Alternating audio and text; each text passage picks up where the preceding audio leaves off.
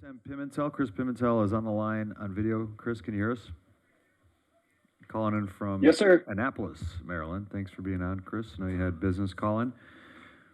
All right, we're going to have to do voice votes this evening because Chris is remote. We are convening our open session. We're calling this meeting to order. And Madam Clerk, would you please take roll call? Councilmember Baldino. Here. Councilmember Giroux. Here. Councilmember Persta. Here. Mayor Pro Tem Pimentel. Here. Mayor Boyles. Here. Thank you. All right, we're going to have the invocation led by Pastor Jonathan Elmore of the Bridge Church, followed by the Pledge of Allegiance, led by Councilmember Giroux. If you could all please rise. I just want to reiterate and say thank you for giving us this opportunity. We're honored to pray over this meeting, and we'll get started. Thanks. Dear God, thank you for this community. Thank you for what you're doing in this community, God. What you're doing in families and kids all across the South Bay. We pray that you continue to just work in us in ways only you can, God. Give this council wisdom tonight as they're making decisions, on behalf of all of us, Lord. We're so grateful to them, and I pray you just give them a blessing as they leave the council chamber tonight. And be with us this evening. We pray all these things in your name, Jesus. Amen. I pledge allegiance to the flag of the United States of America and to the republic for which it stands, one nation, under God, indivisible, with liberty and justice for all. Thank you, Pastor. Thank you, Councilmember Giroux. All right, special presentations. It is Women's History Month, and we are fortunate to have Councilmember Perstuck, who's going to be receiving, and we're going to have the proclamation itself read by our very own Councilmember Baldino. Ryan. Great. All right, so whereas the City of El Segundo encourages and promotes strong, diverse, and inclusive communities that recognize and celebrate efforts to bring people together for a greater good, and whereas all women and girls, including women with disabilities, women of color, immigrant women, and gendered diverse people who have experienced forms of oppression and equality, and whereas Women's History Month started in 1981 when Congress proclaimed, quote, Women's History Week, end quote, beginning March 7th, 1982, in conjunction with International Women's Day celebrated globally on March 8th since 1911. And whereas the City of El Segundo has a rich history of many dynamic and strong leaders, community volunteers, entrepreneurs, educators, and other women who have contributed and constructed the path for the city we are today.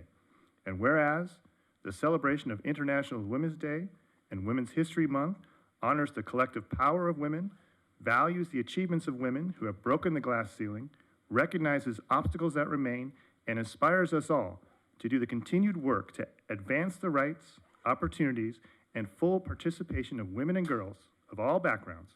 Now, therefore, on this 7th day of March, 2023, the mayor and members of City Council of the City of El Segundo, California, hereby proclaim the month of March as Women's History Month in appreciation of the many contributions and achievements by women of the El Segundo community, as well as joining in commemorating and encouraging the study, observance, and celebration of the vital role of women in American history.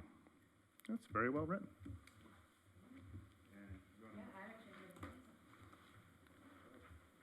Oh, fantastic.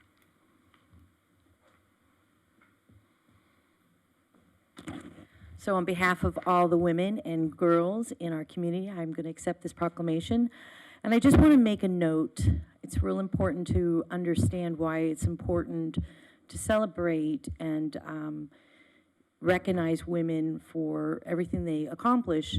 You know, my mom, so she's 94, she was born in 1928. It was only 8 years prior to her birth that women had the right to vote in the United States. So technically, or my mom was just was born after. So, you know, you can almost say I'm first generation, right? But technically second generation where we have the right to vote. So it's important to remember that because women weren't represented as equal prior to that date. And I just want to make sure we always remember that. Wasn't that long ago when women got the right to vote.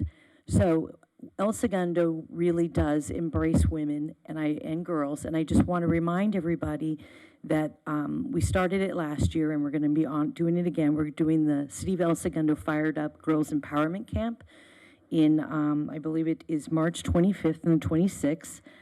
Signups are due ASAP, I believe. It says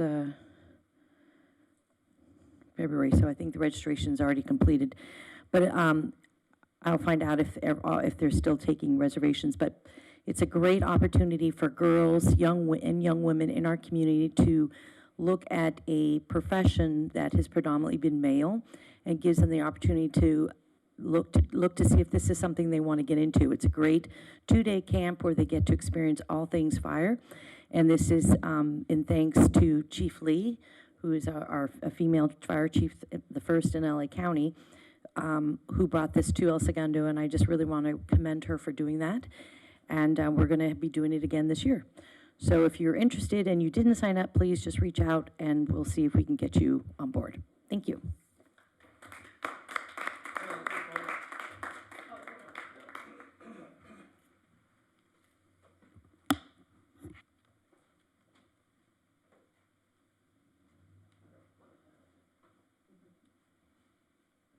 Okay.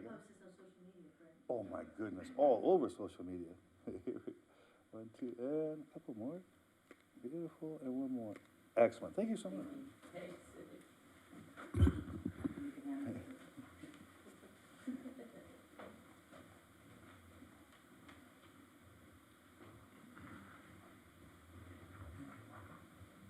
All right, thank you, Councilmember Perstock. Now is the time and place for public communications. It's a 5-minute limit per person. And Madam Clerk, do we have anyone that's filled out a card that would like to address the council? Yes, Oliver Chartier. Hello, my name is Oliver Chartier. I'm in 8th grade at El Segundo Middle School. I'm talking to you today as a part of my community project. The point of my community project is to raise awareness regarding the lack of community exercise equipment in our town. There are several reasons why I believe this, including accessibility, health benefits, social benefits, the fact that it's outdoor exercise. It's also cost effective. I believe there are 2 possible locations where equipment could be available, either Freedom Park or Rec Park. Freedom Park because there are already some pull-up bars, and you could add on more stations to that. And then Rec Park because it's in a great location and there's multiple spots where the workout equipment could fit. Thank you for your time, and I hope you can consider my ideas. My dad, I believe, sent you a presentation going more in depth into my reasons and labeling where exactly they could fit. So thank you very much. Thank you. I was just going to say, you want to go first? Yeah, I was going to just comment, we did get your email. Thank you for sending that. And I don't know if you're aware, there is a teen advisory committee run through the Parks Department, and they're trying to form a group of teenagers to help give input on the redesign of the teen center and the surrounding area. So it might be something you might want to talk with Miss Allie Massini, because you've got great ideas, and this might be an avenue for you to help kind of bring these into the fold when we're talking about redesigning our teen center for our youth. But thank you for taking the time to think about something to better our city. I appreciate it. Yeah, of course. Yeah, Mr. Chartier, well done. I love your email. Got it right here. Thank you. Sorry I haven't responded yet. Let's get into It's that. all right, it's all right. Little late. And I love the community project process at the middle school. It's a great program. We actually, about maybe 6 weeks ago, you and I got an email about an outdoor fitness concept. I think I forwarded it to you. This could dovetail with Mr. Chartier's proposal. So we will we'll have staff look at this, and we applaud you for bringing this forward. Thank you very much. Thank you. Thank you. All right, Madam Clerk. That's it? Yep, we have one more.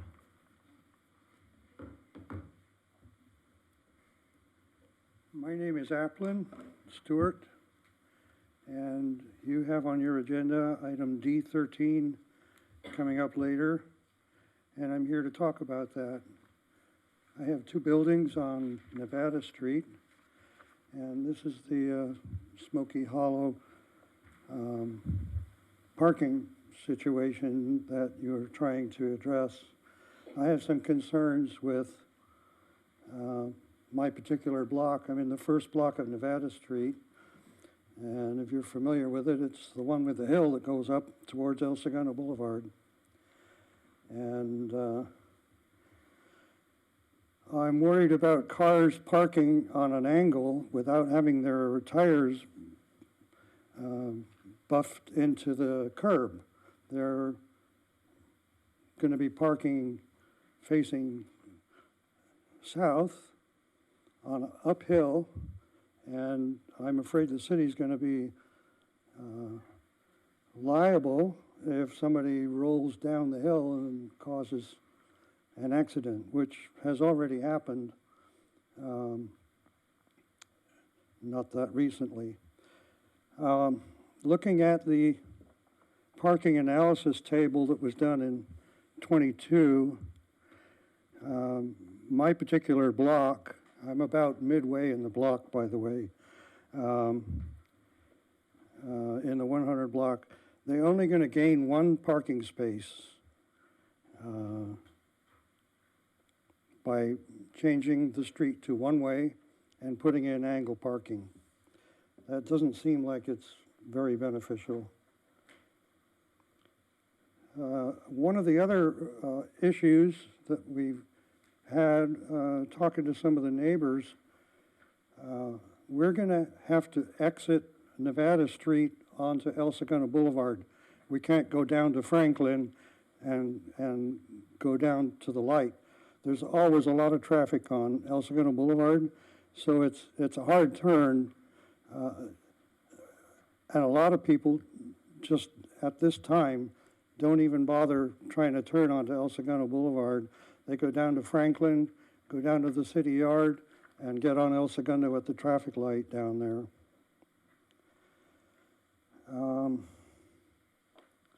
I've got some pictures here in case you don't remember what the situation looks like. I'll be happy to leave them with you. I also want to point out that I have a business where I have to move pallets of equipment sometimes, and I have to have fairly large trucks come in. I got some pictures of them here, in to pick up my pallets, and that's going to be tricky with a one-way street and these big trucks. One of the other issues, people that may want to get down on Franklin are likely to be tempted to cut across the parking lot of the building on the corner, which used to be Chrysler. I don't know what it is now. It's something to do with tennis shoes, I think. But you can get to the alley through their lot, private property, and head down the alley and to get onto Franklin.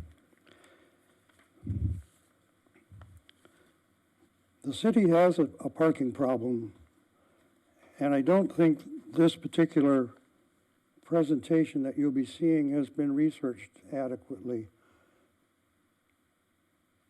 The parking is going to be on my side of the street. The angle parking will be on my side of the street. That's where all the driveways are. On the other side of the street, there's only one driveway. Well, there's two. So if you're going to put angle parking on the street, it really should be on the other side. However, I think to address the parking problem, that the city has allowed this many businesses to populate this area. I think the city might be obliged to provide parking for Smoky Hollow like they've done in downtown. And right now there's the Wiley Park is for sale, and that could be turned into a parking lot if the city was to purchase it. It can't really be used for any residential or many other purposes because there's 2 oil pumps adjacent to this lot, as you probably know. So those are some of my concerns. I'll be glad to leave my notes and everything with you if you wish to look them over. Yeah, Mr. Ackland, you can leave them with the clerk, please, and she'll distribute them. Thank you.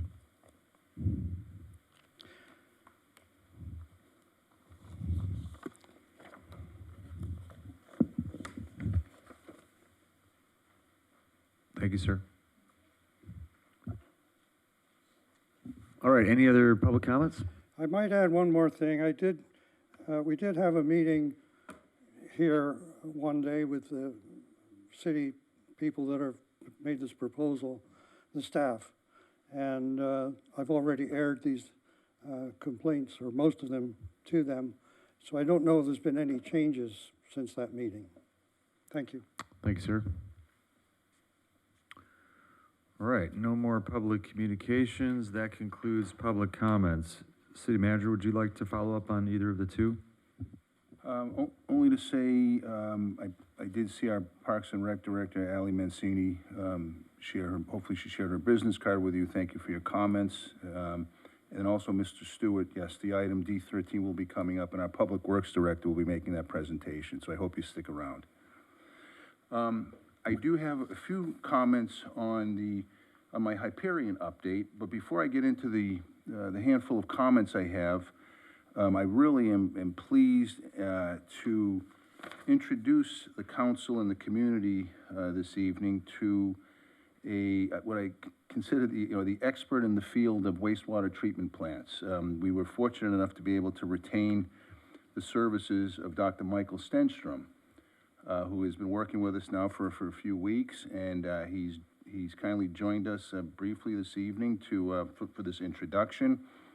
And we will be working with him on all the issues related to Hyperion, specifically some of the more technical items that we have to deal with, where he's just very understanding of chemicals and particulate matter and so forth and so on. So dealing with AQMD, with the staff over at Hyperion and the engineers, we're looking forward to working closely with Dr. Stenstrom.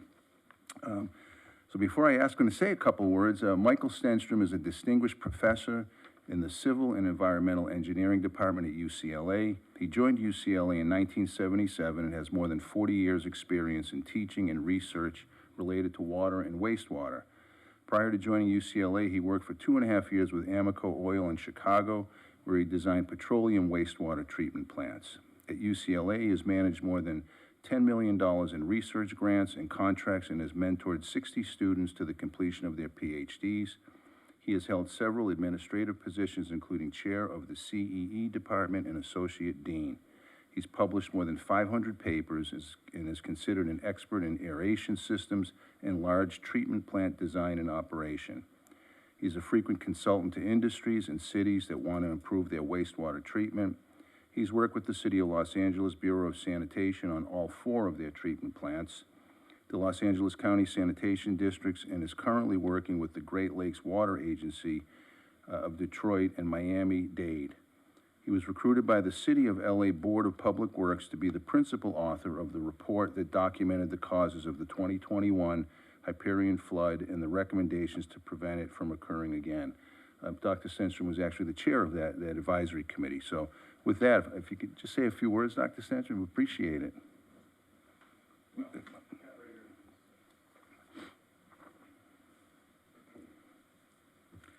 I'm pleased to be of assistance to the city of El Segundo.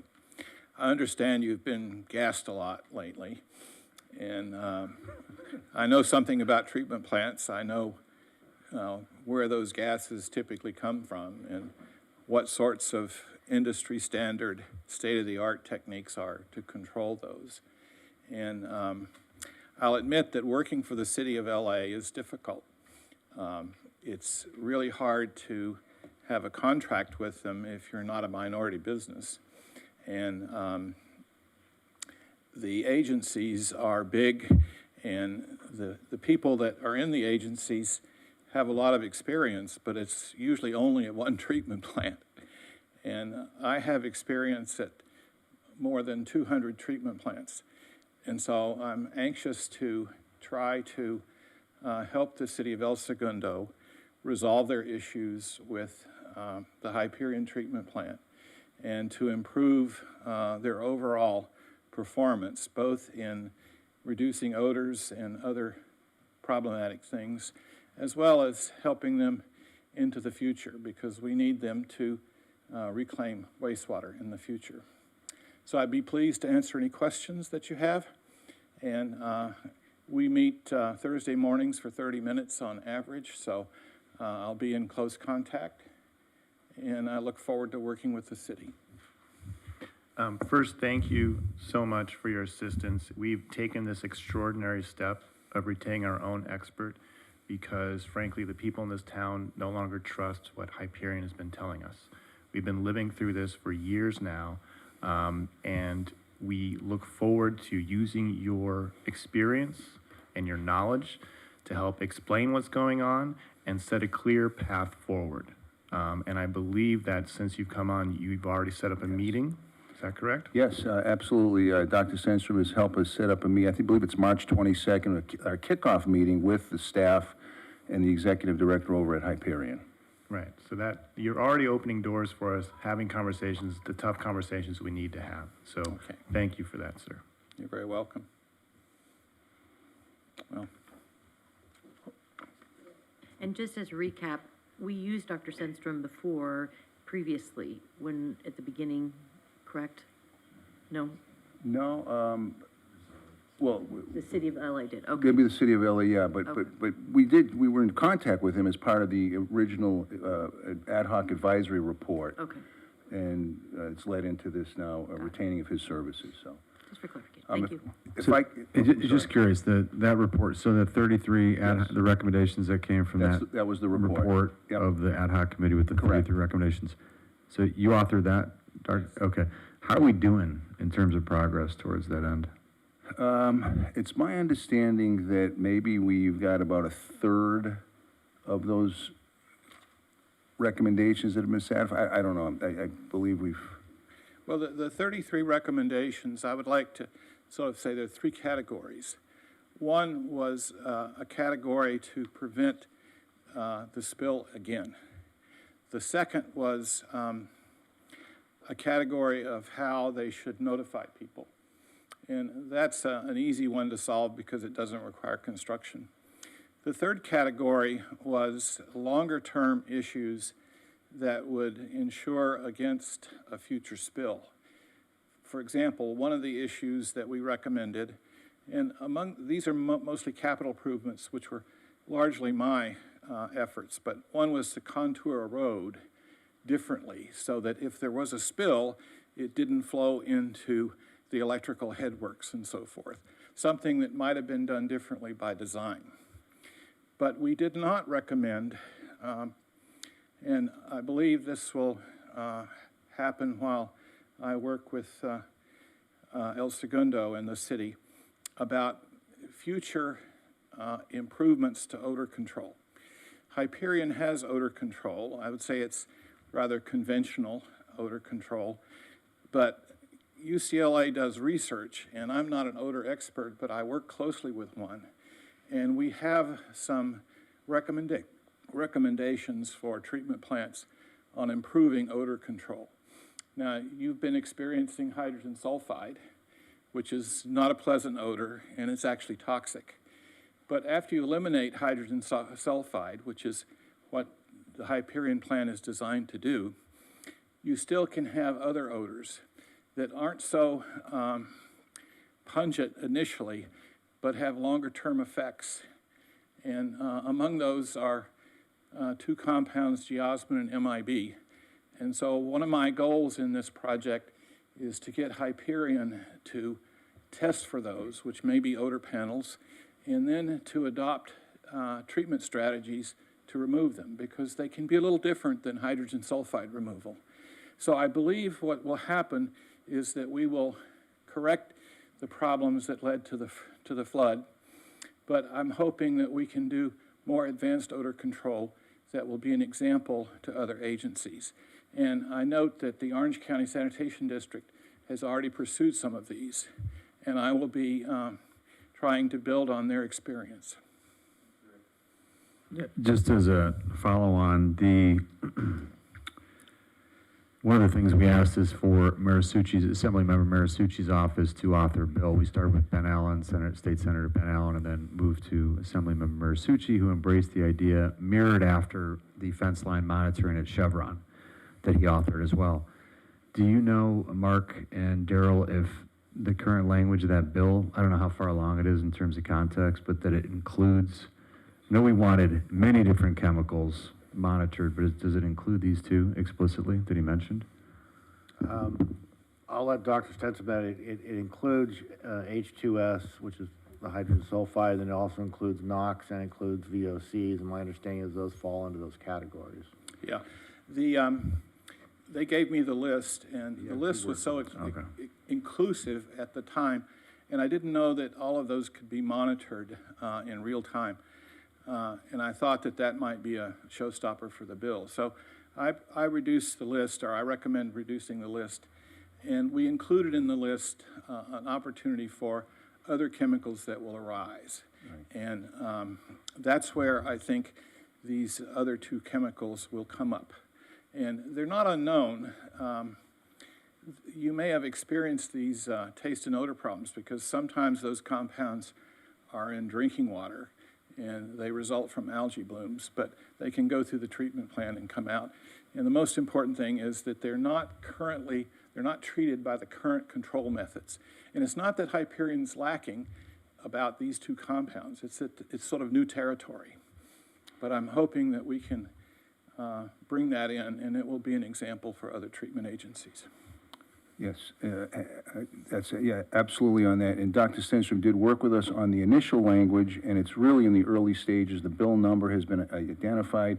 It's in committee, not a committee, it's in, there's several layers of getting these bill, but we've been told that there will be opportunities throughout the process before this actually gets heard on the floor up in Sacramento, which is probably won't take place till June or July, for us to modify the language should we need to do that. Thank you. Thank you so much. If I might, just a couple quick updates. Regarding the primary tank covers, actually starting today and then for the next 10 days, there'll be measurement activities for the new primary tank covers. During the work, the old covers will be lifted up for the accurate measurements, which may release some odor. In order to reduce the odor... Did we put notification on that? Yes. Okay, so the public's already seen that on our website as well? Yes. Okay, great. In order to reduce the odor nuisance, only a limited number of the covers will be removed at a time. The work hours will be limited between 7 a.m. and 4 p.m. during the weekdays. As for an update from AQMD, they've reported that in the last 2 weeks, complaints have been relatively low. They received a total of 14 odor complaints since February 21st, with a single-day high of 5 complaints on February 22nd, and evidently that was from the same person on that day. There were 8 days where they received no odor complaints. No notices of violation have been issued now since January 17th. AQMD staff continues to evaluate Hyperion's compliance with conditions under the order for abatement. And then finally, Hyperion's reporting that since the last council meeting, Hyperion has submitted a report to AQMD detailing all equipment undergoing refurbishment or planned to undergo refurbishment within the next year, with a timeline for each. And finally, Hyperion submitted odor mitigation work practice operating procedures for the truck loading and unloading facilities to AQMD. So they are regularly now reporting things to AQMD. And that concludes the update. Thank you. Thank you. Any questions from the dais?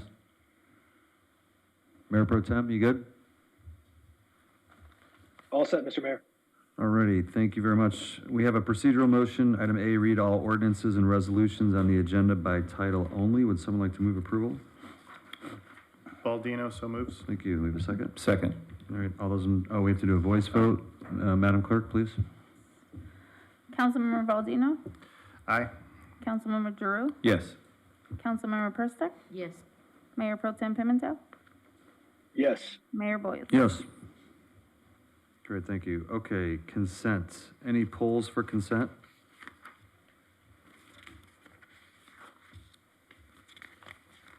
Doesn't sound like it. Do we have a motion to approve consent? Oh, let's wait for Chris, Oh. because he kicked the two of them down the road. Chris, are you good on the consent calendar, or you do want to talk about document retention? I'm all set. Okay, well, there you go. Okay, we have a motion to approve. Thank you. So moved. Great, do we have a second? Baldino seconds. Okay, all those in favor? Oh, sorry, voice vote. Madam Clerk? Councilmember Baldino, Aye. Councilmember Giroux, Yes. Councilmember Perstuck, Yes. Mayor Pro Tem Pimentel, Yes. Mayor Boyles. Yes. All right, thank you.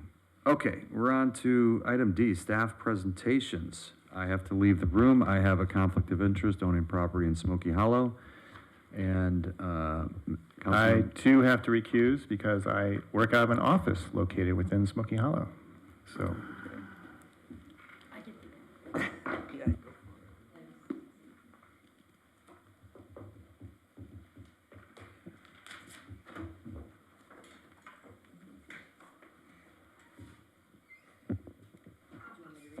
Okay, Good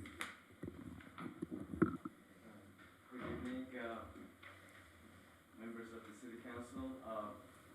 This item before you is to follow up on the previous briefings to the City Council and the town hall meeting that we held where the speaker talked about. So this is Mr.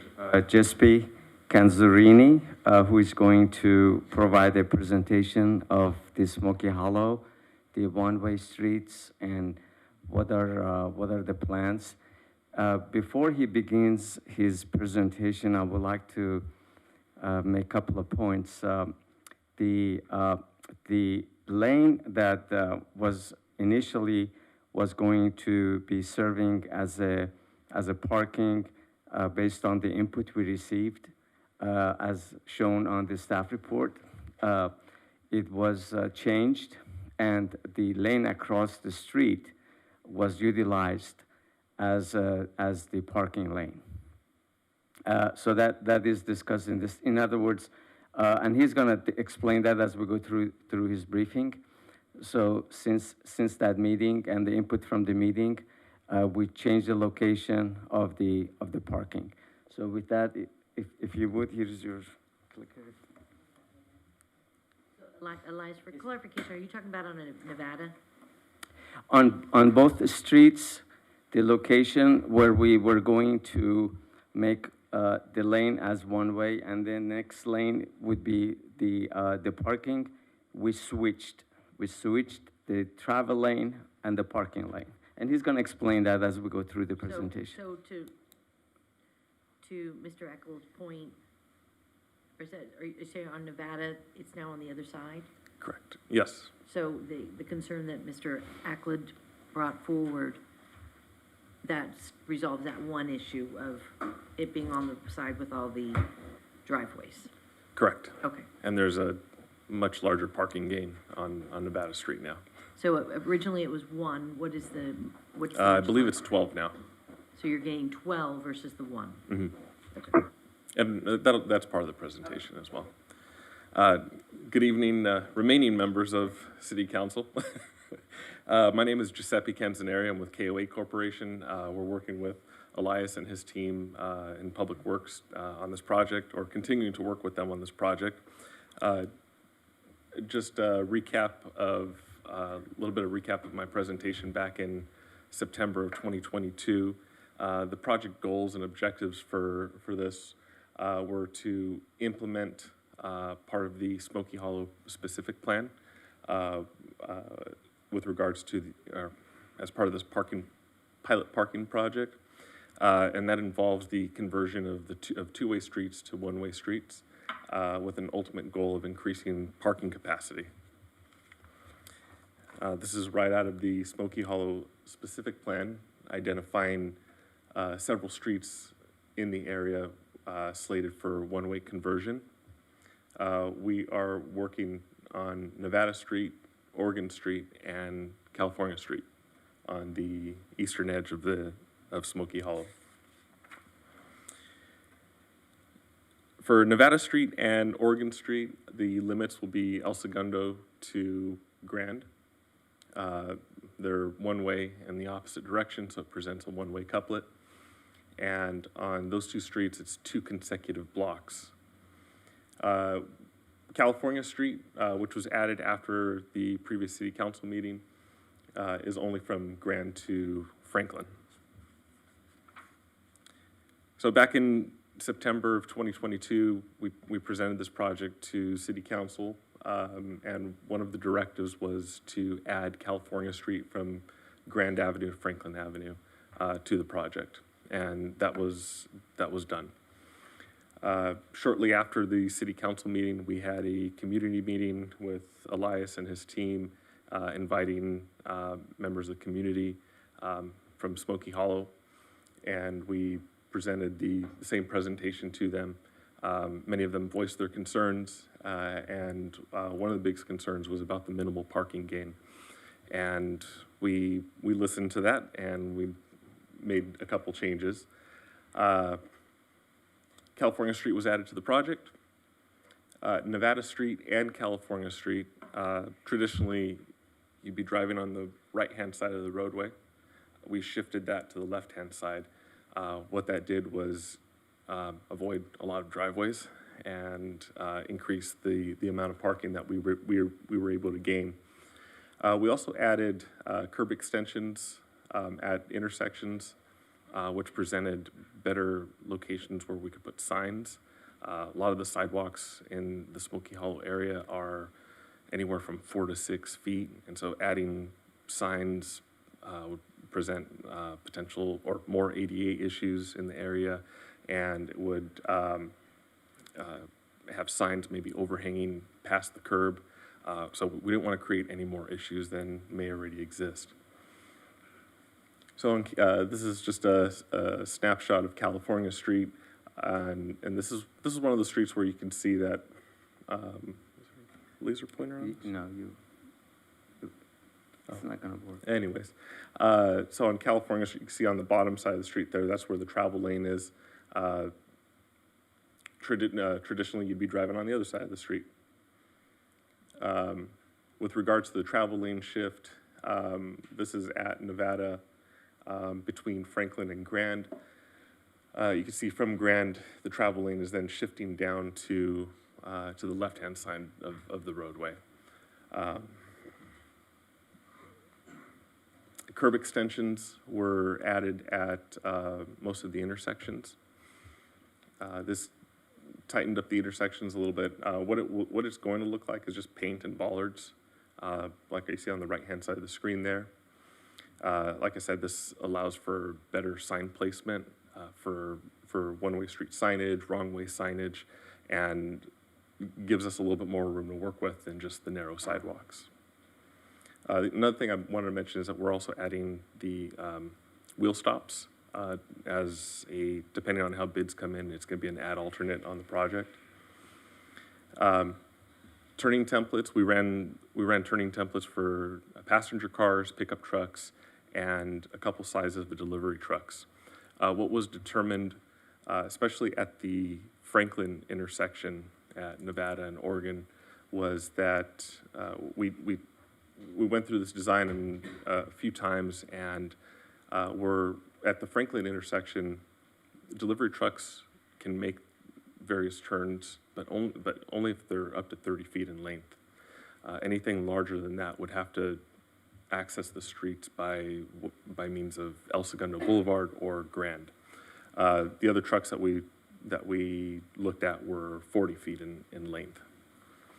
If we tried to use 40-foot trucks at an intersection like Nevada and Franklin or Oregon and Franklin, we wouldn't have much of a curb extension left, and the sweeping path of the truck would also take out a couple more parking spots as well. Just provided a little bit of a parking analysis table. The one on the top is what was presented in September of 2022 to City Council. Over the course of 3 streets, Nevada, Oregon, and California, in September 2022, with the original design, there was a total parking gain of 27 spots. With all the changes that we've made, especially with moving the travel lane to the opposite side of the street at California and at Nevada, we're now gaining 40 spots, so an additional 13 spots by that design change. And I think that can, oh, and then the project cost, we're looking at approximately $200,000. This includes the addition of California Street and the addition of curb extensions, the wheel stops. I think that was all, and some additional signage, and that was about all that was added. And that about concludes my presentation on this.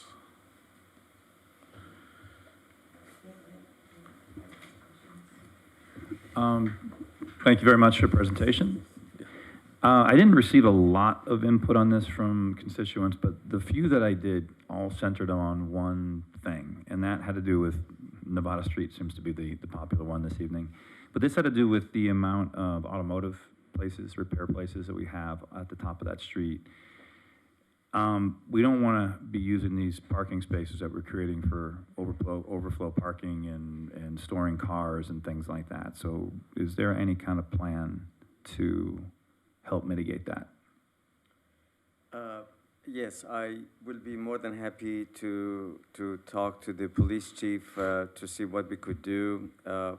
Right now, of course, we have a 72-hour limitation, but in this case, we may have to go above and beyond, and we can come up with something to avoid that situation. Yeah, I think 72 hours might be a problem. I just, again, it's one of those things where there's not a problem yet, but there could be, and I think it's just something to keep an eye on. Sure, that's all. and this is one of the things we'll be watching as you know, this is a pilot project.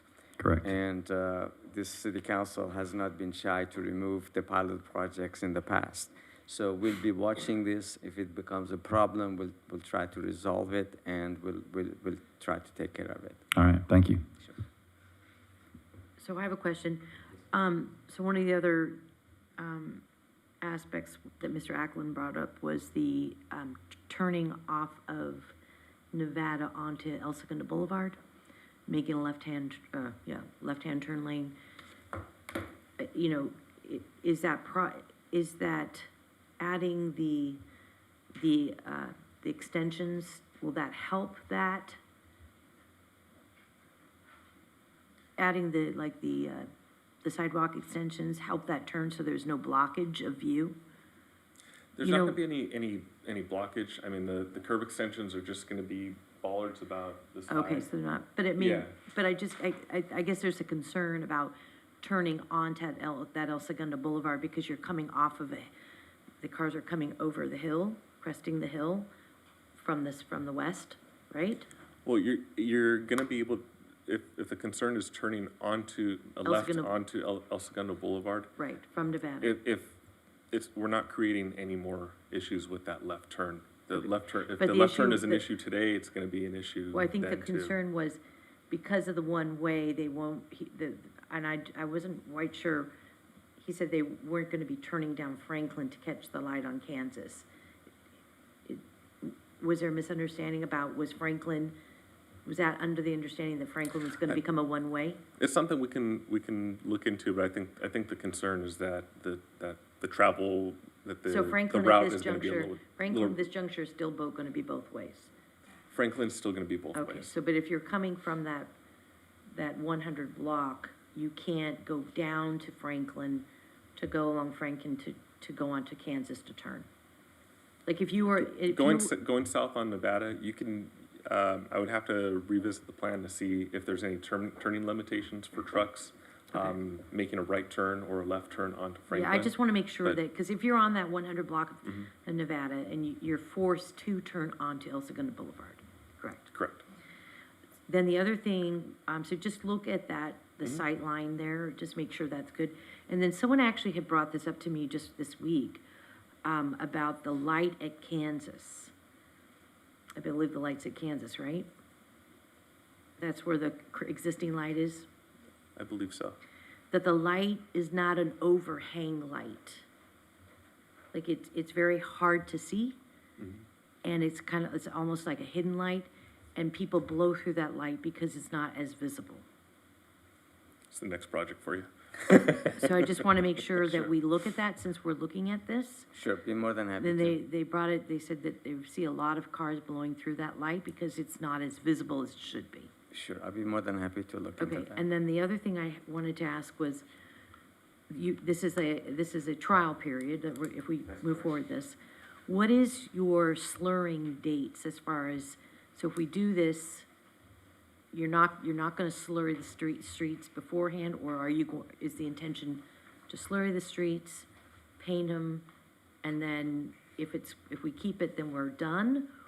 Or like, what is I just wanna make sure that there's been so many times, not so many times, but there has been times in the past where a lot of work is done, Right, and then we dig up we do the slurring and then we dig up the streets, Right, or right. like the timing doesn't work. And I just Right. want to make sure that Sure. we're not wasting time or money Right. slurring at the wrong time. sure. So tonight's action, we are asking the city council if they would authorize the staff to advertise this project and have these parking stalls to be painted on the surface. On the existing On the surface? existing surface, and make these streets one-way and install the signage. And as he showed at the intersections, to install those bollards. Those intersections, as you saw, the intentions are, if this is not gonna work, we'll be able to remove those bollards, and we would remove the painting on the streets, and we would return this back to a two-way street. So we're not doing something that it'll be difficult to undo. So we'll be asking for city council's authorization tonight. If you want us to proceed, we can have this project advertised and have it done. And then after a period, I would suggest a year. If things are working good, we can come back and make permanent curbs at the intersections. If it doesn't work, we can easily remove those bollards and all the painting that we have done, and remove all the signage and everything. But when are these specific streets, when were they scheduled to be slurried? Like, what was the life expectancy? Like, what was the time frame for that? Because if we're gonna go through all this and pay $200,000 to Right. paint, repaint, Right. if it's gonna be slurried in the near future, Yeah. and we're only gonna do this, we're doing this trial because we anticipate that it's going to work, right? Hi, good evening, council members, so I can answer that question. So basically, the slurry seal in this area is probably 2 years from now. So it will, and so at that time, we will know, how successful this project is. And in this area, a lot of the street, we may not do slurry seal, we may do a quiet overlay. It just depends on how we want it. But from a city point of view, we don't have a project that's in conflict with the Smoky Hollow pilot. But what I don't know is if there's any third-party utility that come out of the woods and say, we want to do, excavation next month and turn in application. This is really outside of our control. And if we get those applications, then we have to look at it and say, well, how does it affect our project? But in terms of our own project, we're not going to have any conflict within the trial period. So. Yeah. In other words, the slurry is not part of this project. I know it's not part of it. What I'm saying is, should we not Sure. be thinking, like if it was coming up in the next near term, Yeah. It's should we about 2 not years. move forward with the slurry, like advance Yes, it? ma'am. So that we could then, if once we do it and we like it, it's Yes. one and done. Right. Rather than, Right. So But- this slurry is going to be after this, after the trial period for this project, and at that time, we'll, if we want to keep it, then we can do the slurry. If it turns out that this is not as successful, we remove it, and we would do slurry as a 2-lane roadway. Right, so right now, it says, I'm already programming to see, how, depends on how successful this project is. And, if the city wants to make this a more permanent feature, then, I have a preliminary planning how to, beautify, make this more of a permanent. So I have planned how to deal with this particular situation. And if the city decide to remove it now, okay, well, we'll go the other direction, but it's part of the long-term road maintenance program that's taken into account already, so. All right. Chris, do you have any other questions? Yeah, hi, Elias. This is Chris Pimentel. I was conflicted out of this before, so I apologize if any of this is rehashed from the prior meeting. Just two items. I didn't recall Center Street being included in this before. Is there any concern that we are taking away a major path of north-south travel?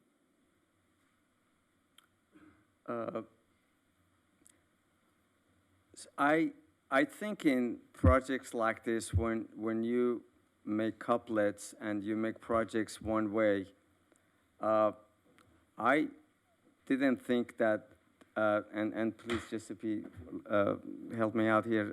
Center Street, in my humble opinion, should not have become one way. Center Street is, it carries fairly significant amount of traffic.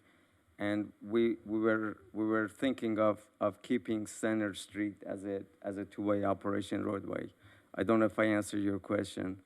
No, that's exactly what I was going to say driving at, but that would be ridiculous to say. Yeah, we took Center Street out the last time we had this conversation because of all the Okay. traffic going into the middle school. Right. Okay, So Center Street is no longer a part of this? correct. Center Street was Okay, never- got it. And then Well, to initially, address when the, it was a first proposed, Center Street was, but then we had dialogue, but Chris couldn't be part of that dialogue. I see. Okay. But then I believe it was taken out because we said there's too much traffic going to and Yes. from the middle school. I fully agree. Okay. Yes. okay, and then secondly, is there any issue addressing the public comment that the southbound on Nevada Street with that grade, that head-in parking on that presents any risk of vehicles if they have any sort of brake issue rolling down the hill?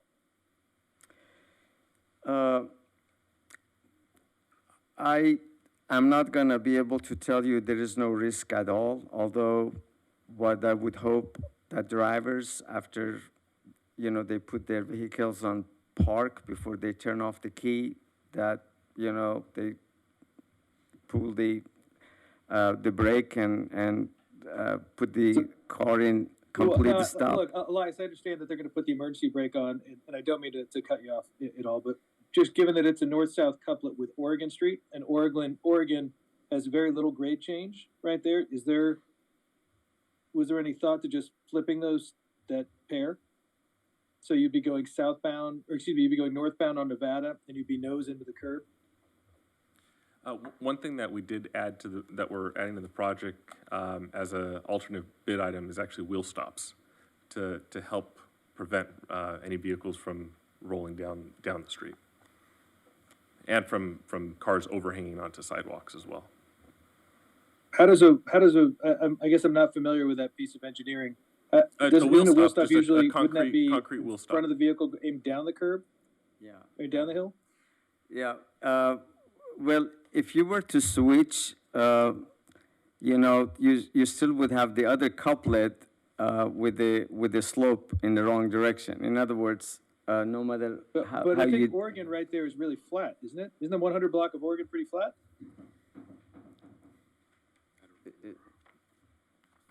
these directions were reflected on the Smoky Hollow specific plan, correct? We did not change the directions. So we pretty much Sorry, followed. I'm just recently back to not being conflicted, so I don't have it in front of me.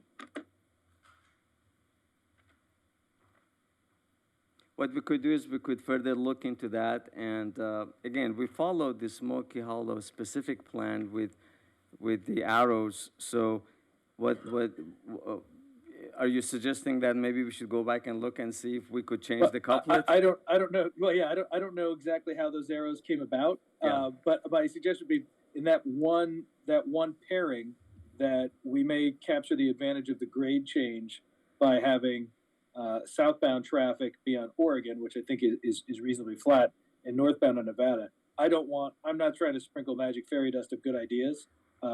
It just may be worth a cursory look to see if that addresses some of the concerns of runaway trains.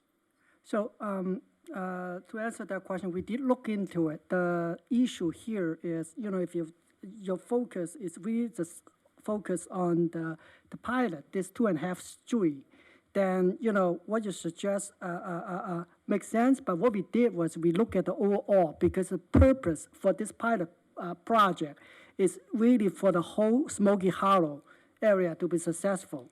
So we look at it, we look at the directions. If we have to switch direction from one street, how does it impact the other one? So we look at it, we did a really thorough look into it and feel, we really need to keep the current direction.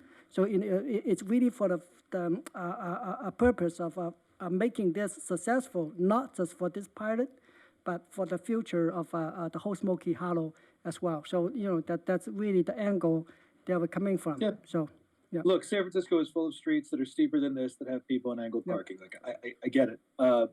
It was just a thought. Mm-hmm. And the last piece I would have is for Public Works. What's the timeline? How long do we anticipate this going to bid for? 30 days? Typically, I wish. So it's what we're looking at is that we're getting out to bid, and then we're probably shooting for, if everything goes well, either the first or second meeting in June to award it. And I would imagine this would be a pretty short construction. So we are really looking to get it complete by the end of the summer. That's the timeline we're looking at. So this plan was passed in 2018. Is there any way that we don't need 90 days of bids for painting? Oh, it's not, we want to give it, sufficient time. For one is we need the time to. 5 years? Is 5 years sufficient time? No. It's the logistic. It's the logistic. We have to advertise it, and then we need to wait for the bid. And then once we get the bid, we need to look at the bid, and then we have to actually, get it to a council agenda. And we have a cutoff for the council staff report. And so just by the time even the logistic of it, the most we can do is get to the first meeting in June. For painting. Yeah, so, yes, welcome to my world. Yes, exactly. Welcome to my world. Well, a lot of paperwork is involved. We have to get bonds. We have to. Elias, here's the problem. If you don't get it done in June, you're gonna have a summer recess, and it's not gonna get done until September. Yeah, so You we're gotta definitely fast-track shooting this for thing. June, yeah.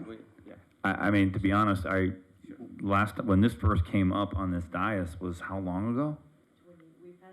No, our first discussion on this was, I think, you, me, and Scott, when Scott was still here. This is when it came back. This has been at least 6-8 months since we had the first discussion on this. Yeah. So why did it take 8 months to come back? Well, part of it had to do with the sending out letters, invite people to come to the public hearing, listen them out, and after we received good comments, there were revisions and. Well, good, because the comments that actually this gentleman came in and talked about, some of them were addressed. Is that correct from what you talked about? So it's good to get that feedback. I'm not saying that. It's just we're talking about almost a year plus to get lines drawn on a street for $200,000. It just seems that there should. This is the times where I wish I was not in private business, because it drives me crazy to see this. I can't wrap my head around the timelines. But there's got to be a better way to do this. So the other question I had is on the wheel stop thing. I'm just trying to draw. I get it when you're at the front of the car. Are you saying you're going to roll over one so that you have one when you pull in, just to keep your tires from rolling back? No. It's the wheel stops that actually. Come. One of the main reasons for the wheel stop is actually for the car overhang into the sidewalk. No, I understand, but I Do think not create the any- problem they're concerned with is if you're parking on the incline on Nevada and it rolls back the other way, so I'm like, I Yeah, didn't nothing's understand gonna- what the nothing's wheel gonna stop help you wasn't there. gonna fix that problem, but I got you. No. All right, thank you.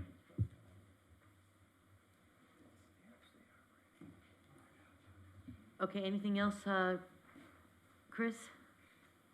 All right, so we need to adopt a resolution to approve plans and specific specifications for Smoky Hollow Parking Project, project number PW 2305. Attorney to read to the council motion and vote. So it's a resolution approving the design and plan for the construction of project PWT 23-05, Smoky Hollow Parking Pilot pursuant to Government Code Section 830.6, and establishing a project payment account. And along with this is giving the authority to go out to bid on this. So you can take both those at once and have a motion and a second and have a vote. So do we have a motion? So moved. Hold on, I'm gonna do voice vote. Oh, so Lance, Giroux, so moved. Chris, you want a second? Pimentel second. All right, all in favor? Oh, we should go do Oh. it one-on-one, apparently. Sorry, Councilmember Giroux, Yes. Councilmember Perstick, Yes. Mayor Pro Tem Pimentel. Yes. And council, I know Elias is gonna yell at me after this, but I will work with Public Works staff to shave 30 days off of this timeline. Thank you. And we understand that they've been busy, but we just need to get that clock going. Okay, all right, now on to the next, item under E. We can ask Mayor Boyles and Councilwoman Baldino to come back in. Thank you, Mr. Auckland.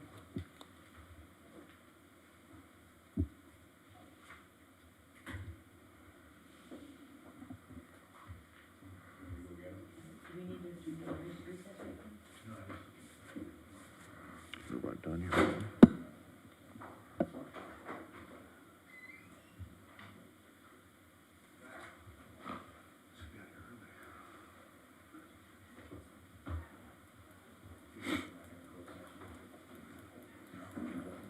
Yeah, we don't have to, no.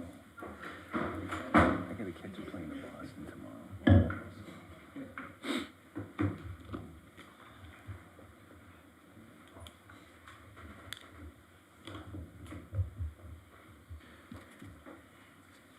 All right, moving along. We're on to item 14, announce appointment to the Planning Commission. We had, was it 5 applicants that we had recently? Yeah. Man, they were all really well-qualified applicants, a lot of great experience, several with practical planning and construction and budget consideration experience. It was great. And we went with a long-term resident of El Segundo. Actually, several of them were long-term residents of El Segundo, and we're really pleased to announce Mario Inga, who's here today, who just got back to El Segundo from a long trip in Peru, clean-shaven now and everything. It's good to see you back, and your term, sir, will expire June 30th of 2023. And thank you so much. And that's what it says here.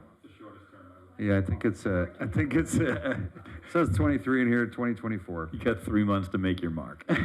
Make it snappy. 25. 2025. Going once, going twice. How about 2030? Mario, you good with that? I'll be long gone. 2025. Okay. And I don't think we need to do anything other than just announce it. So, congrats. Welcome. Thank you for applying. All right, we are cooking with gas here. Report, City Clerk, anything this evening? City Treasurer is not here. City, Councilmember Baldino. Yeah, real quick, I attended 2 environmental committee meetings since our last. We had a very good school board meeting, I thought, a 2-by-2 meeting. And then I want to thank Elias for giving me a tour yesterday of the Public Works and the Water Department, allowing me to meet our employees and see all the good work that they do. So thank you for taking the time to help me understand a little bit better what makes this town so great. So thank you. Thank you, Councilmember Baldino. Councilmember Drew.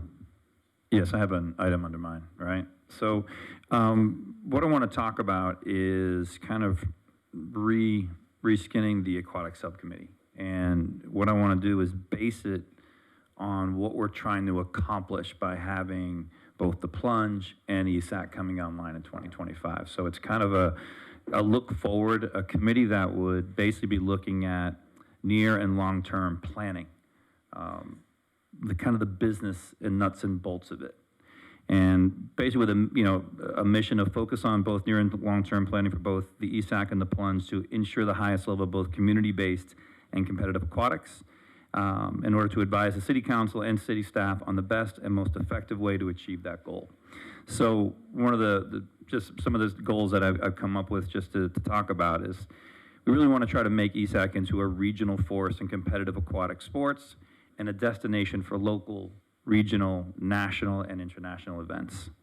Reestablish total cost recovery at ESAC as the financial goal, because that was the initial goal. So let's try to look at how do we get to that place again to make that potentially happen. Reestablish fair and equitable fees for both the city and the shareholders. And when it comes to the plunge, make the plunge into the area's foremost community-focused facility. Provide the maximum community-based programming possible. Provide introductory formats for both swim and water polo. Between ESAC and the plunge, the idea is to be able for us to provide a programming path for children starting from the age of 5 till 18 in youth aquatics.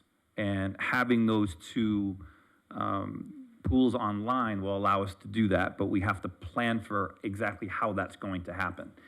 We just can't wait for the pool to open, then once it opens, decide, okay, now we're going to try to do this. So we just want to, from what we've been talking about up here, try to get ahead of it and be able to have a subcommittee working on that in real time. So that's the concept behind it. So the subcommittee qualifications, though, I really want to talk about is the committee makeup. So obviously you'd have Allie as part of the director of that department, had the aquatics programming director, as part of that. A representative from the finance department, because obviously there's going to be financial planning involved in this process, and I think it's important to have someone from finance involved in this right from the get-go. And then look at potentially 1 or 2 park and rec commissioners. However, the people on this committee need to have some kind of pool, aquatics, programming, aquatics marketing background. It just can't be something that people sit on.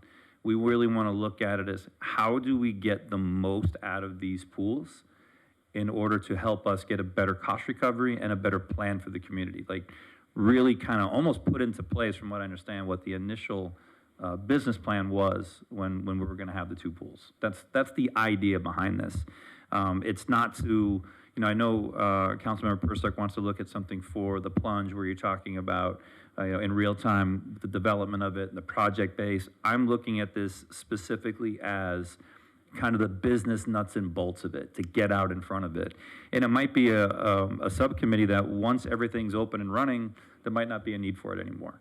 But I think in the next couple of years, while we're trying to get there, I think it's going to be important to be working on a business plan while all these things are starting to come online.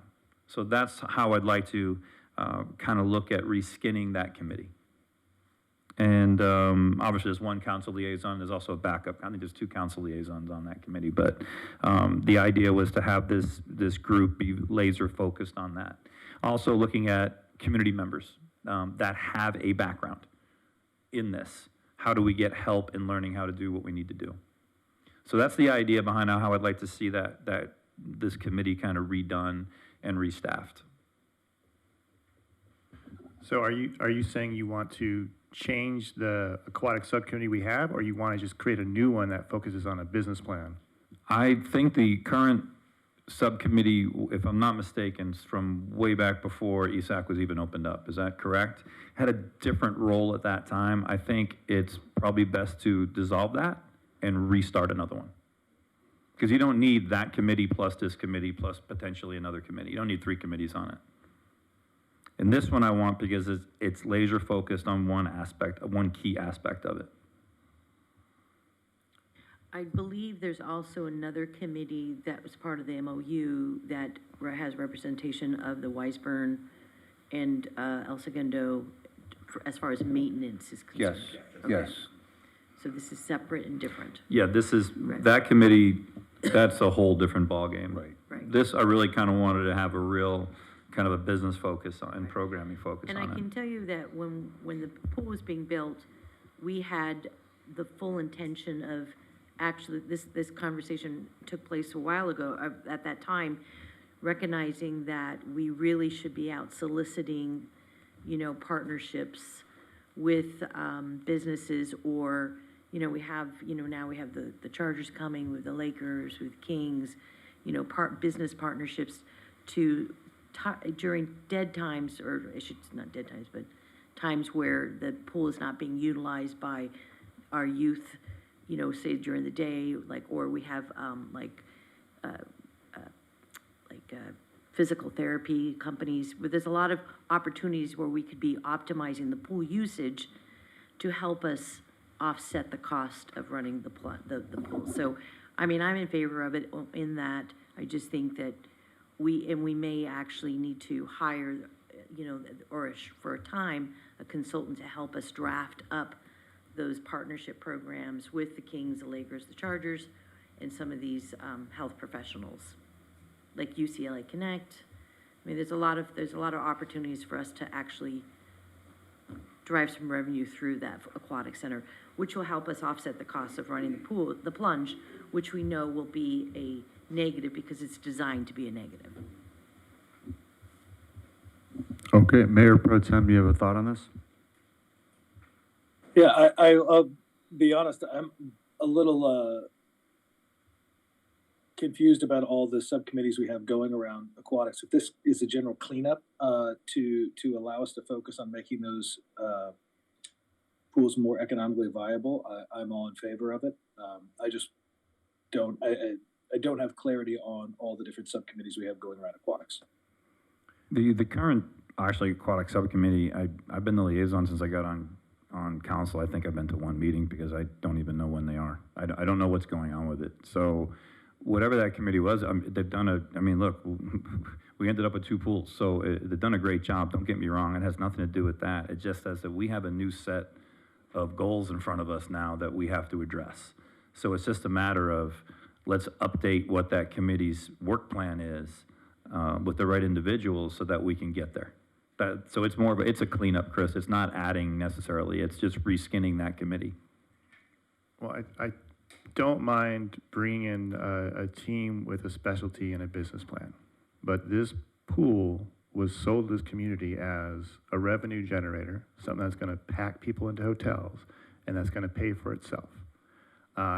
Hasn't happened, fine, but there are other issues besides the lack of income, the lack of advertising that deal with aquatics that I think require us to maintain our base aquatics community. And that is, one, this heater issue with Wiseburn may lead to litigation.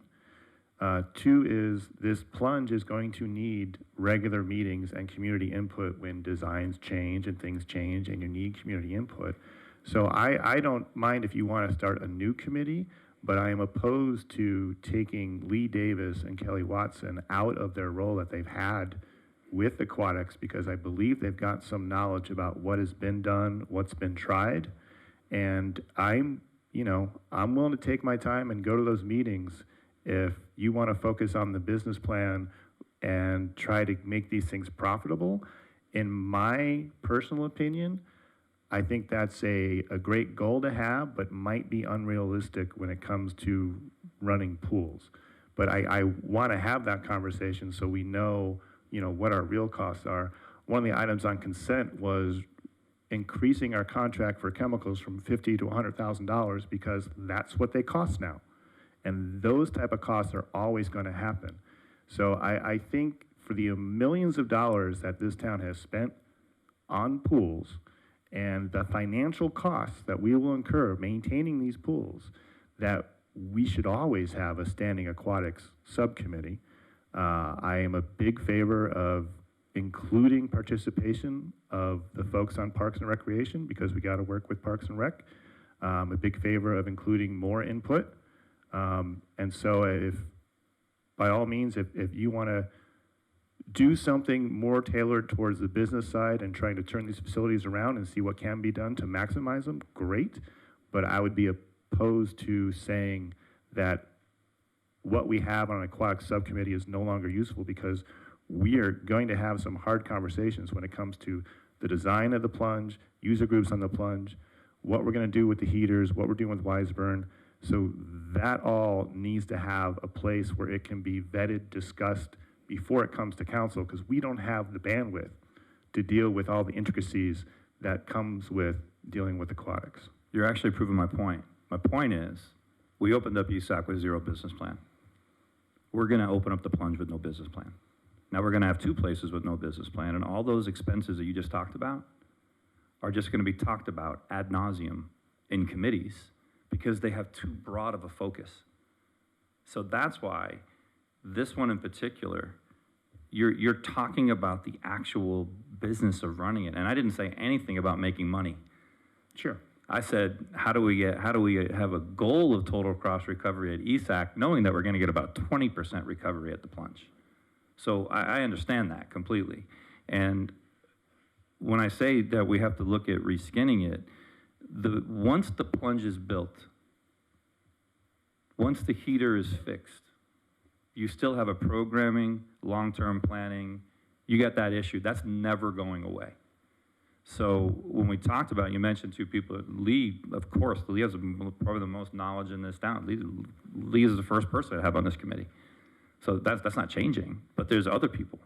Go ahead. I was gonna say, what if you just set up like a task force that's got a limited shelf life where your deliverables are the business plan, the budget, and you know, you give, I don't know how long, like a year and a half, 2 years, whatever it's gonna take.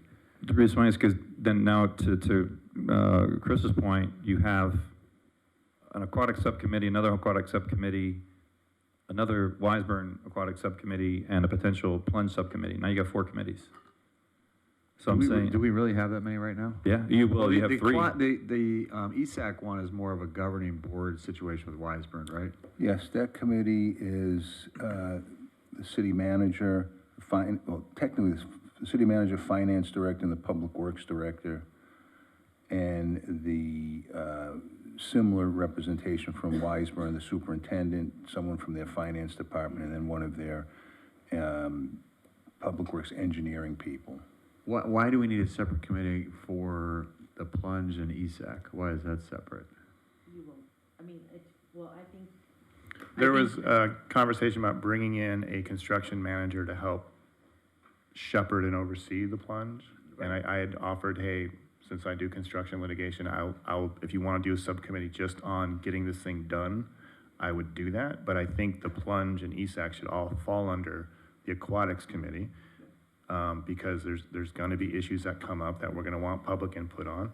But I have no problems with like a task force or something that's going to be laser focused on what is our plan once these things are open? How do we staff it? How do we pay for the extra staff? Because don't forget, once you open a pool, you program, you're paying for more lifeguards, you're paying for instructors.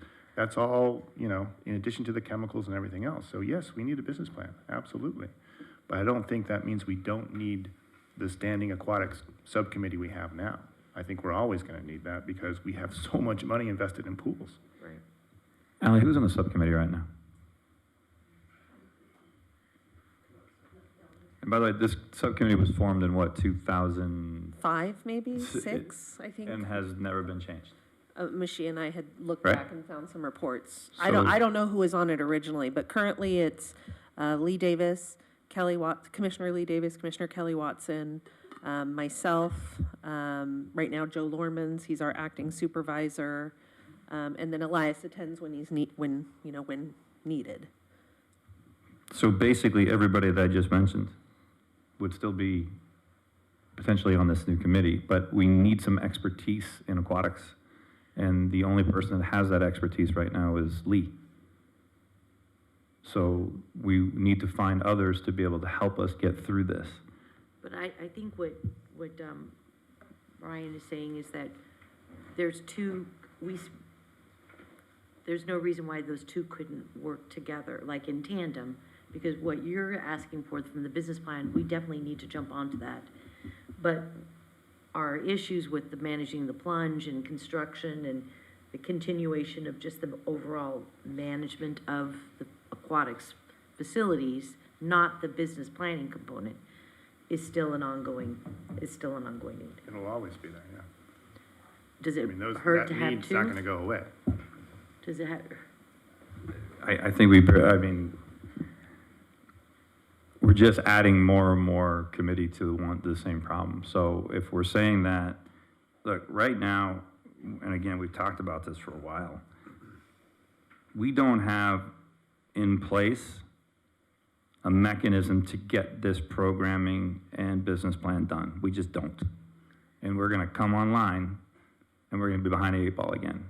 but I agree, but I do think we should really, part of that task force or committee is really developing, because it's really more of a business aspect, and it's really more working with the Barbara's group on the business development component, and maybe hiring somebody that can go out and solicit a package that's designed, you know, from a partnership program. Because one of the things, we've talked about this before, is like, we have all these facilities and we should offer a concierge kind of program to these businesses. Well, if we design some type of concierge program for aquatics, that could be part of the business plan, where we can go to our these sports agencies or these healthcare agencies and say, we have this program designed, and then we can actually hire somebody to go out and solicit it, right? But we don't have, that's that whole component that we have not done that piece of. You see what I'm saying?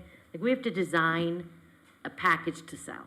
We have to design. Which should be part of what Lance is suggesting, right? Yes, But I guess what I'm not clear on, Lance, is what do you want? You want to redo the aquatics committee, or you want to, what is the ask? I want to reestablish what the business plan, or what the work plan is for that subcommittee.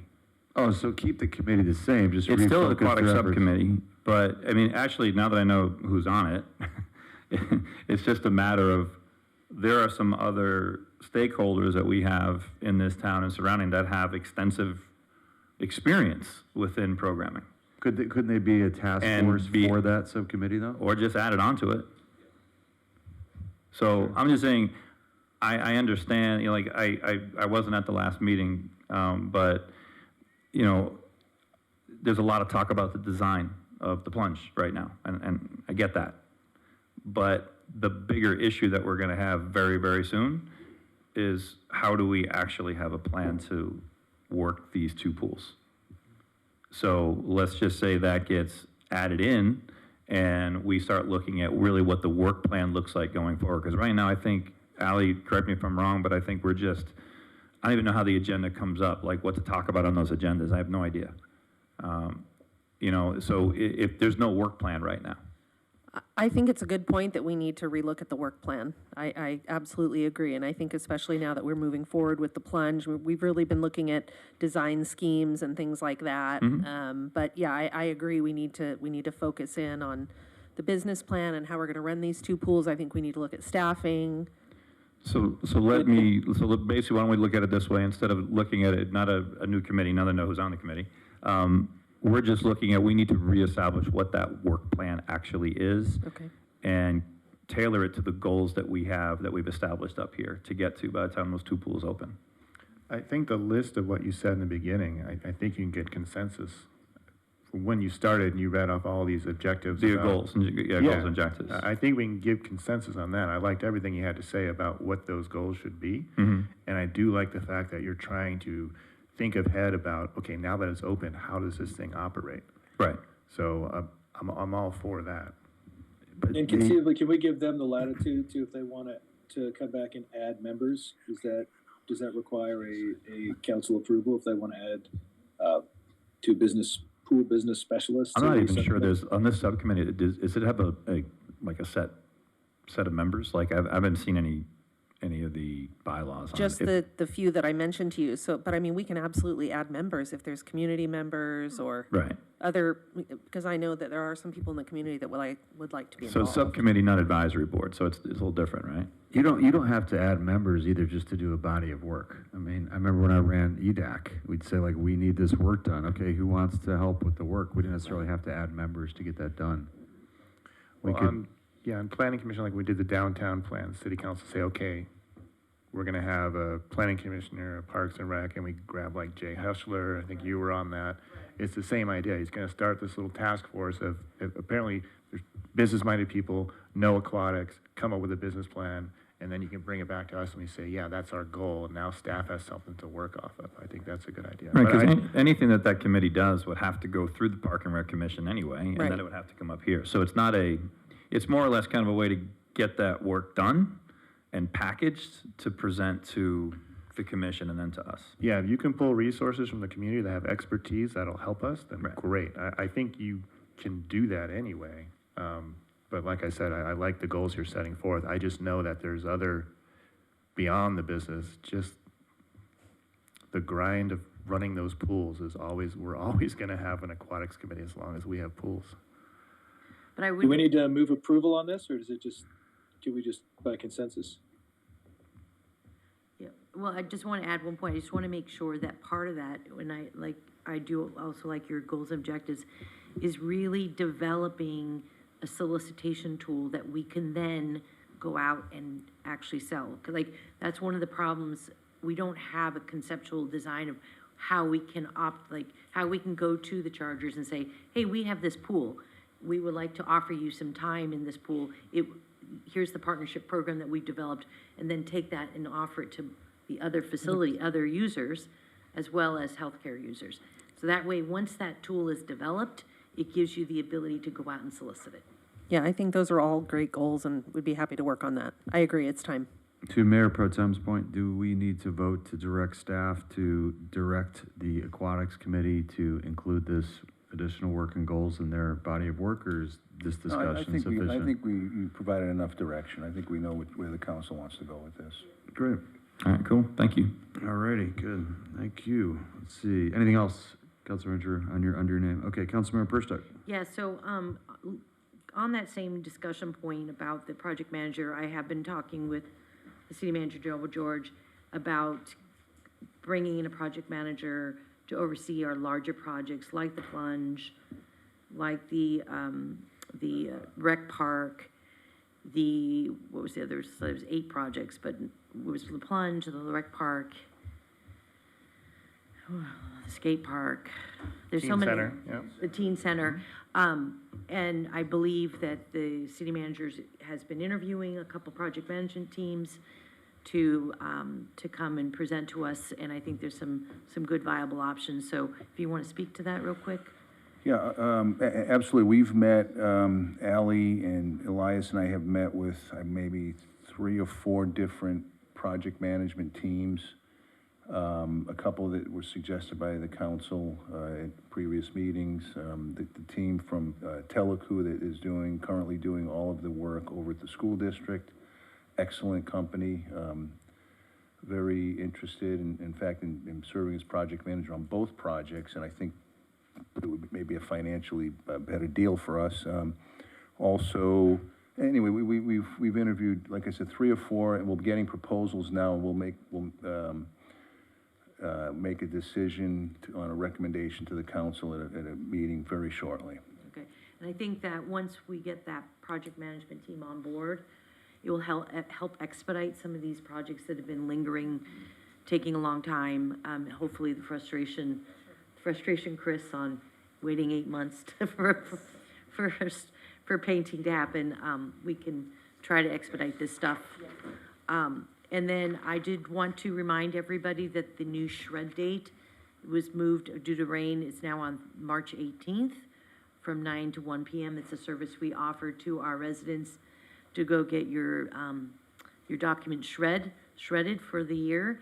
And then last but not least, I just want to remind everybody about the Fired Up program for the girls empowerment. And that's it. Thank you, Councilmember Perstuck. Mayor Pro Tem Pimentel. Nothing, Mr. Mayor.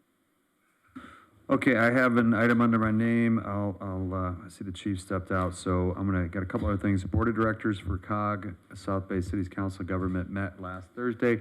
The only real notable thing, we had a really interesting presentation on the newly created Baldwin Hills Conservancy, which is all one big watershed from Kenneth Hahn, Baldwin Hills, basically all the way out to Playa Vista and Biona Creek, and it's all essentially one JPA or government body now, and they're doing some interesting things. We got an update on that. They've done a lot to enhance that area. And, but the big one was dues. There's a chance dues could go up. It's something that gets discussed every couple years at COG. Dues are a function of population and general fund, more or less. And it was a lively discussion, mostly, and this has been pretty much historically consistent, the Peninsula was the most vocal, given their small budgets, about the dues increase. And we've been served notice that it might increase, which is a obligation of the board to give notice in the event that it might go up in the future, so I'll keep you posted on that. Then McCarthy Construction won the LA Business Journal Commercial Real Estate Gold Award for Topgolf. So that was really cool. That was last week. I was at that event, and they won it, so that's great. And then the city did a really good arts and culture committee, put this together with Sam Lee and a bunch of other people, the Women of the West event. That was great. I was at that event at the El Segundo High School Performing Arts Center on Saturday.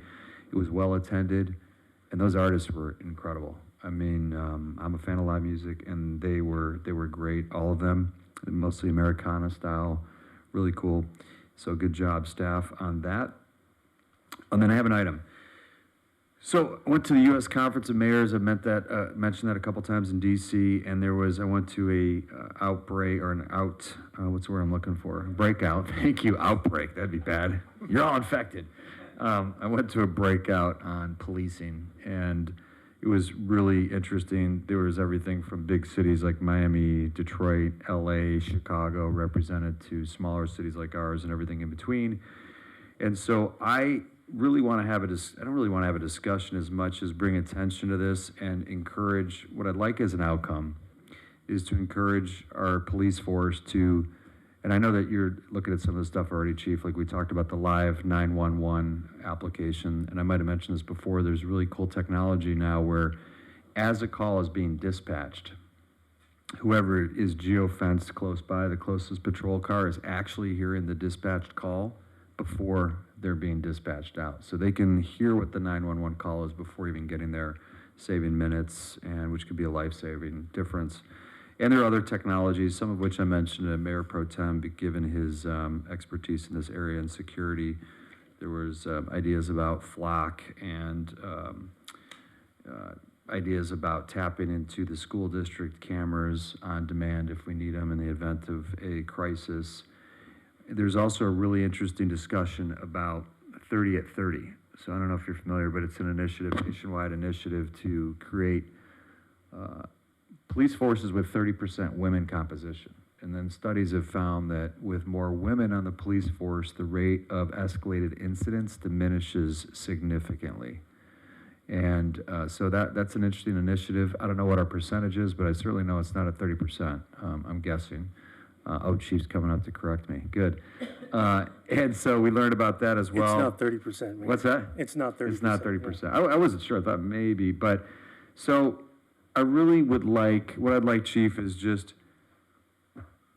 three things. One is to, assuming my colleagues are on board with this, one is to ask the police force to come back with an assessment of the latest and greatest innovations around policing from a technology standpoint, and come back to this body with, we've exhausted these means through your chief of police association, through whatever means you have available, to come back to give us some assurance that we are using technology to the best of our ability to reduce crime and to make our police officers more effective. So that's the one. The second ask would be that we look at that 30 at 30 initiative and form an opinion on it one way or the other, and potentially a strategy around it. And the third one is, we've been really fortunate in the 26 years I've lived in this town, and 7 years now on the dais, 2016, we haven't had any major incidents with our police force involving use of force. And I know that your predecessor worked hard on, and you were involved in that process as well, in terms of reforming our use of force policy. But I would like to see an outside firm validate that we're doing everything that we can to make sure that our officers are using appropriate use of force and have done so. So an audit, if you will. So there's three asks. One is come back with a report of all the latest and greatest technologies and whether or not any of them make sense for us. Two is what's going on with the 30 at 30 initiative, what's our stance on that if we think it's relevant. And the third is a third-party audit of our use of force. So those are my three ideas, folks, just coming back with that conference, and what I heard is some best practices. They weren't those specifically, but those are my ideas. Did Chris have something? Or? Okay, Chris looks like he's itching. Chief, we already send officers to the SHOT Show. I presume that we're already sending them to look at policing technologies, GSX, ISC West, all these sort of technology pieces. Is that accurate? Yeah, we normally send officers to all kinds of conferences throughout the year, and a lot of them, the vendors are itching to get to these conferences. And so, we have a lot of technology at the police department, and we're constantly evaluating what else we can use to either improve working conditions, improve crime fighting. That's exactly what I'd like to see a report on. Okay, yeah. The other idea was using drones as first responders. I know we were one of the first in the South Bay to set up drones. Mm-hmm. Yes. But there are cities actually using drones as first response.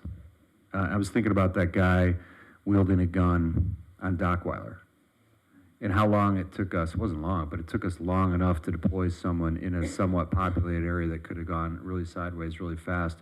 What if we were able to have deployed a drone to get eyes on that individual first? So that's just another idea. So, Chris, unless you object, I mean, I'd like to see what the latest and greatest is actually in technology. I think that my only, and Mr. Mayor, I don't dispute the validity of them looking at technology. If they're already doing it, I don't necessarily know that they need to do a make work to see for us to validate technology asks. I think more to the point is if the chief feels like there's a piece of technology he wants or a novel approach to take, if this helps you formalize that ask process, by all means.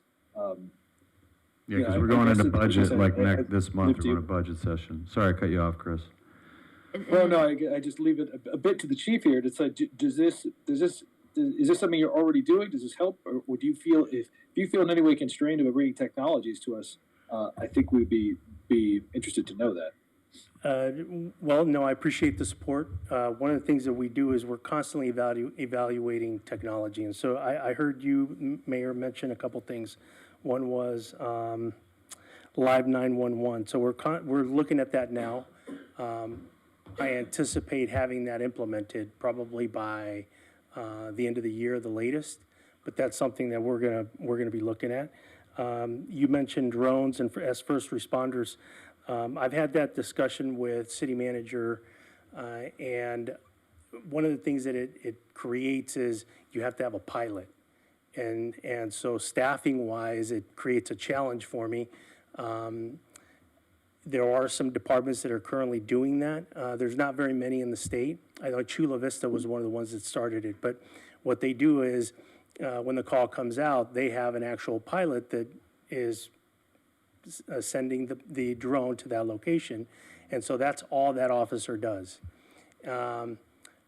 I really don't want to, I don't have the staffing to do that right now. Going back to that incident that you mentioned at the beach.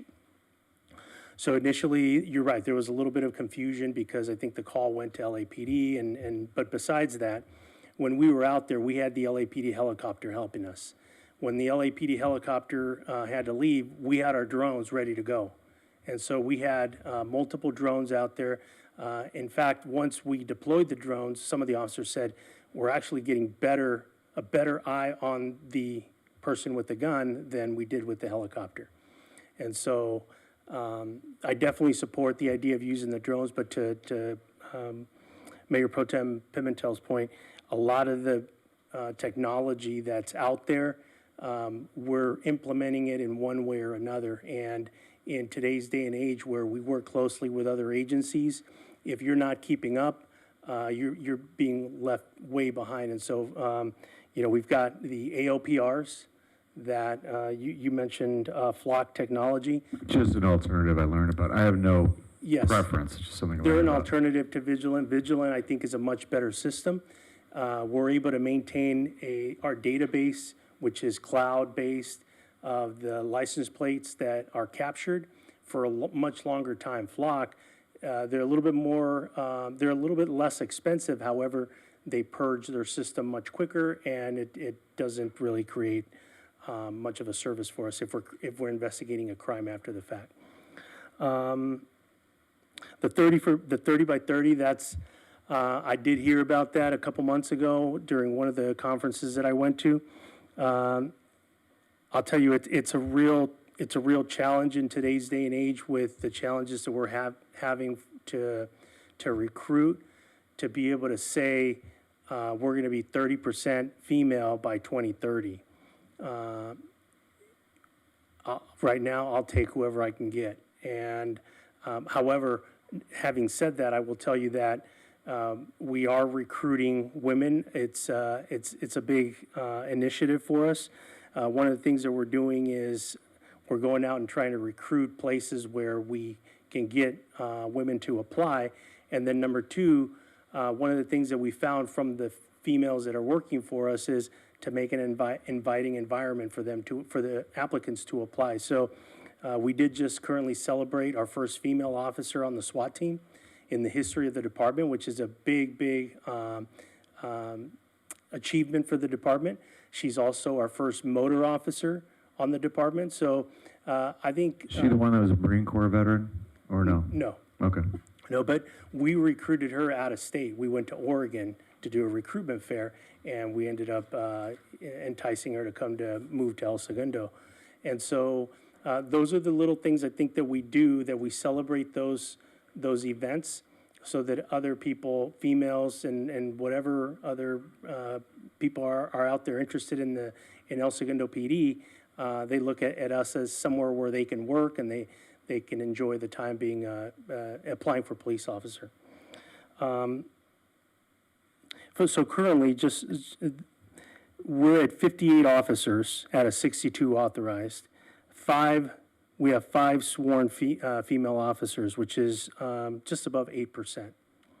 However, the entire department, we're at 21%. And that is not necessarily sworn peace officers, but nonetheless, it's something to be proud of. 21%, over 21% of our department, professional staff and sworn, are females. I want to address a little bit of the use of force mention that you made.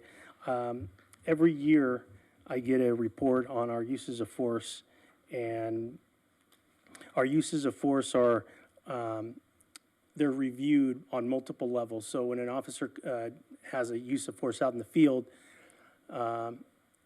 there's multiple levels of review. Initially with the field sergeant. The field sergeant will go out. If he's not on scene already, he'll go out there, talk to the person who there was use of force on, and then that sergeant will review body-worn camera footage, dash cam, if there is any available, and also review all the reports. After that review goes to the watch commander.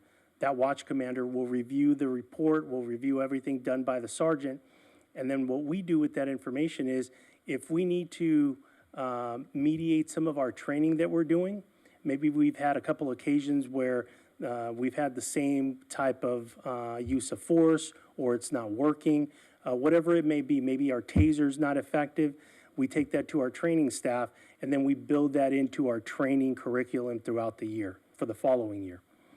And I think that's important to point out. So for 2022, we had a total of 23 incidents that resulted in a use of force.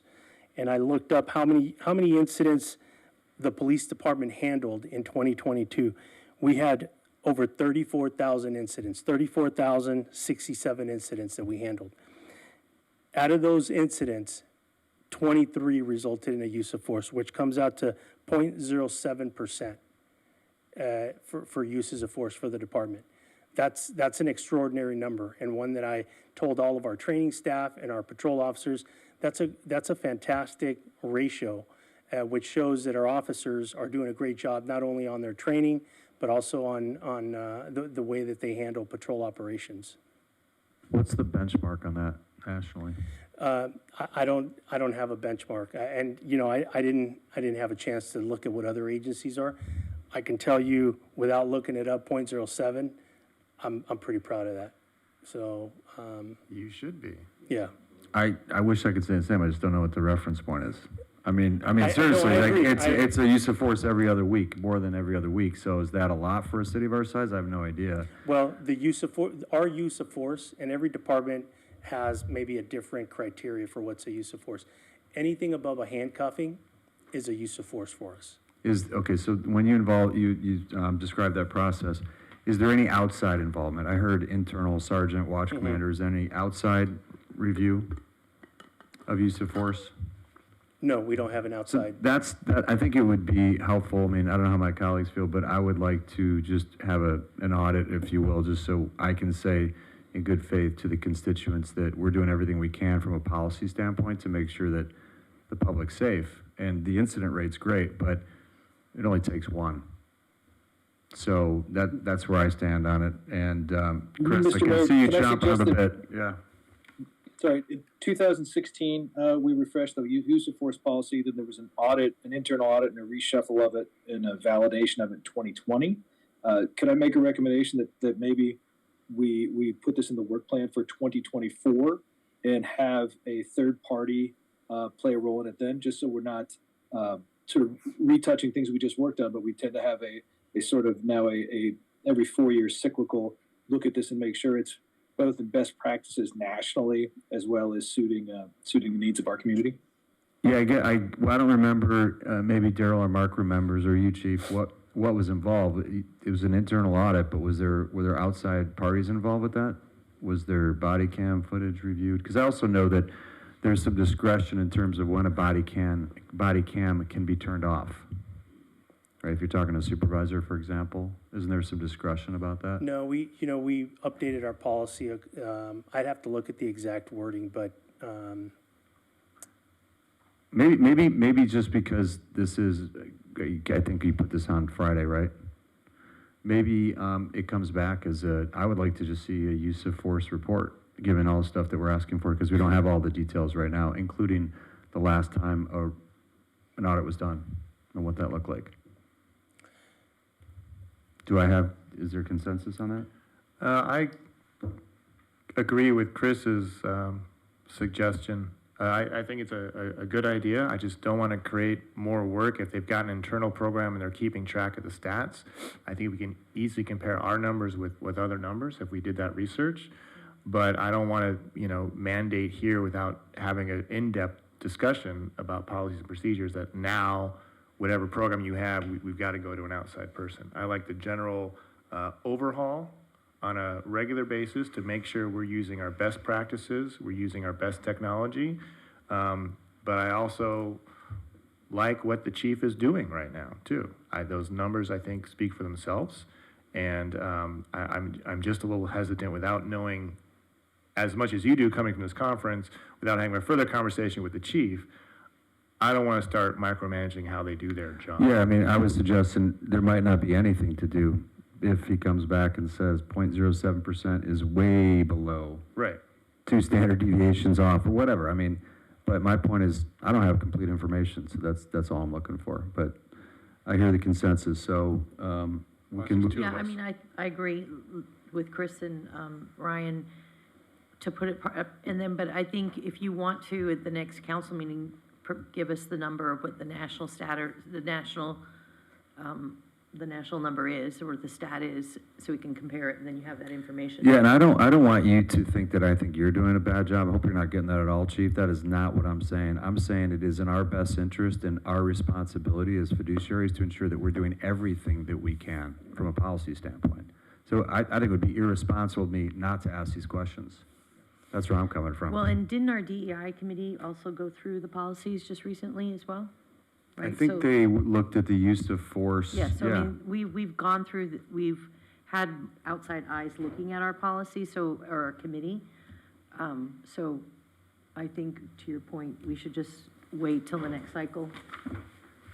And I think it's a great conversation to have, Yeah. Drew. I don't mean by anybody to imply anything other than this is an important topic. I just don't know enough about it to change whatever we're doing. But yeah, if you're happy coming back with more information so we can have a more educated conversation, that'd be great. All right, we can move on. I don't think And there's then any just, further. Yeah, go real ahead. quick, one other component you brought up about the access to the school video. I know that Chief has an amazing relationship with El Segundo Unified. You guys talk quite often. And I'm not sure if you already do have a partnership already developed to have access to their cameras, because I know they've just put in new cameras, especially with all their new development. And maybe that conversation could happen, and especially not just with El Segundo, but with Wiseburn as well. Yeah, yes, ma'am. So we have had conversations with the school, the superintendent, and I have had some discussions also with the city attorney's office.